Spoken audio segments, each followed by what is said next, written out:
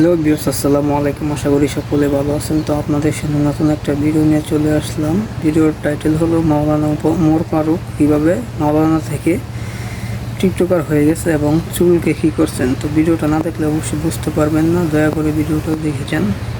তো শুরু করা যাক।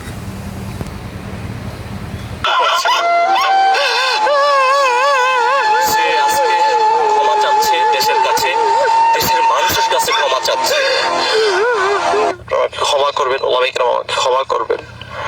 আসলে আমি আমার ভুলটা বুঝতে পারছি। আমি আসলে খুবই অনুতপ্ত। আল্লাহর কাছে তওবা করি, আল্লাহ তাআলা যাতে আমার গুনাহগুলো মাফ করে। এবং বিভিন্ন জায়গায় মানুষের ভয়ে, বিভিন্ন জায়গায় মানুষের ভয়ে এলাকায় ঢুকতে পারে না, তাই বলে সে এভাবে মুখ দেখে দেখে হাঁটতেছে। বুঝছেন বিষয়টা কোন পর্যায়ে দাঁড়াইছে? এভাবে মুখ দেখে দেখে বিভিন্ন জায়গায় হাঁটতেছে, জঙ্গলে জঙ্গলে ঘুরে বেড়াচ্ছে এই মানুষটা। তবে দর্শক, আরেকটি কথা আপনাদেরকে বলে রাখতে চাই, এই মানুষটা, ওনার পিছনে একটা সময় অনেক মানুষ হাঁটতো, দেখলে সালাম দিত। আজ ওনার পরিস্থিতি দেখুন, বিভিন্ন জঙ্গলে ঘুরে বেড়াচ্ছে। কিন্তু কারণ একটাই, টিকটকের পথে নেমেছে এই যুবক ছেলেটি। চিন্তা করছেন, উনি বাংলাদেশের 43টা জেলায় ওয়াজ মাহফিল করতো স্টেজে, যে আজ সেই মানুষটার করুণ পরিস্থিতি।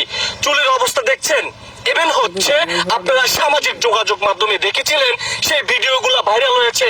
ওনার চুল, ওনার মুখোশ আমরা খুলে দিব। চলুন আমরা ওনার সাথে কথা বলি। ভাই আসসালামু আলাইকুম। ওয়ালাইকুম আসসালাম। ভাই, আপনি জঙ্গলে জঙ্গলে ঘুরে বেড়াচ্ছেন কেন এইটা মাথায় দিয়ে? জঙ্গলে না ভাই, আপনারা আসছিলেন, আপনার সাথে সাক্ষাৎ করতে আসছি। তাহলে আপনি বাড়িতে যান নাকি? আমি বাড়িতে যাবো ভাই। কবে যাবেন আপনি? যাবো সপ্তাহখানেকের ভিতরে। এলাকায় ঢুকতে পারেন? ঢুকতে পারি না, জাতির কাছে ক্ষমা চাইছি। জাতির কাছে ক্ষমা চাইছেন? অবশ্যই। মানে কি আপনি আগের পথে ফিরে যাবেন? অবশ্যই ফিরে যাবেন আপনি? তবা করতেছেন? কি অবস্থা? তবে আজকে আমরা ওনার মুখোশ ফাঁস করব। কেন তিনি টিকটকের পথে এসেছে, কেন তার চুলগুলা বান্দরের লেজের মতো করছে, সেটাই আজকে ওনার গোমরটা আমরা ফাঁস করতে চাই। আপনারা পুরো ভিডিওটি কন্টিনিউ করুন। ওনার আজকে যেই লেবাস দেখতে পাচ্ছেন, উনি জুব্বা পরে রাস্তা দিয়ে হাঁটতো, বুক ফুলে হাঁটতো এই মানুষটা, কিন্তু আজকে এমন লেবাস ধরেছে সে কিনা মুখ ডেকে ডেকে হাঁটতে হয়। নিশ্চয়ই বিষয়টা বুঝতে পেরেছেন কোন পর্যায়ে চলে গেছে। ওনাকে অনেক মানুষ সেলুট করত, সম্মান দিত, আজ কিন্তু উনি কোনো সম্মান পাচ্ছে না। কারণ একটাই, বাংলাদেশের যত বক্তা আছে তাদেরকে এই ব্যক্তি অপমান করেছে। ভাই, আপনার পুরো নামটা কি? ওমর ফারুক। ওমর ফারুক। আর কিছু আছে আগে পরে? বলতে চাচ্ছি না এই মুহূর্তে। কেন বলতে চাচ্ছেন না? আমার মানসিকতা ঠিক নেই। মানসিকতা ঠিক নাই? তাহলে কি আপনি পাগল হয়ে গেছেন? আমি আমার ভুলের অনুতপ্ত ভাই, বুঝতে পারছি। ভুলটা বুঝতে পারছেন?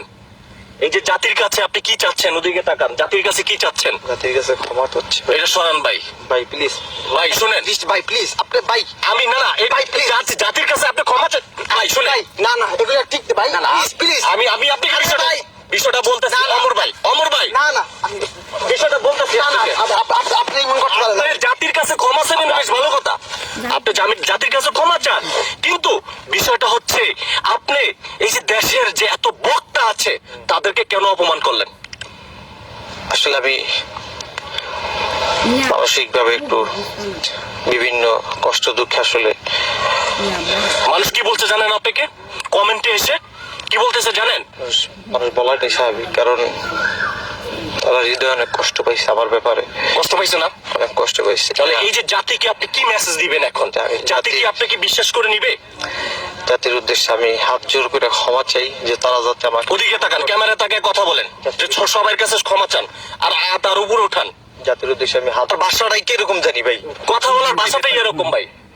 আপনি জাতির কাছে ক্ষমা চান ভালোভাবে। আমি আজকে 2 দিন যাবত মিডিয়ার সামনে জাতির কাছে ক্ষমা চাচ্ছি, ওলামায়ে কেরামের কাছে ক্ষমা চাচ্ছি। আপনাদের জ্বালায় পরিবর্তন হমু, লুঙ্গিটার গেঞ্জিটা পড়ছে, আবার চুল কাটার টাইমটা আপনাদের জন্য আমি পাইতেছি না, আপনাদের জ্বালায়। আমরা কি জ্বালাতন করছি আপনাকে? সাংবাদিক আমার পিছে পিছে দৌড়াইতেছে, এটা তোর ভাই ঠিক? অবশ্যই দৌড়াবে ভাই, দিন শেষে তো আমি একটা মানুষের ভুল হইতে পারে না? অবশ্যই ভুল হতে আমি তো কোনো নবীও না, আমি তো কোনো ফেরেশতাও না। না, আমি তো একজন মানুষ, অবশ্যই ভুল হইতে পারে।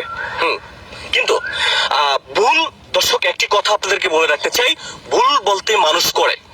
ভুল কোন মানুষটা করে না, ছোট থেকে শুরু করে বড় পর্যন্ত সবাই ভুল করে থাকে।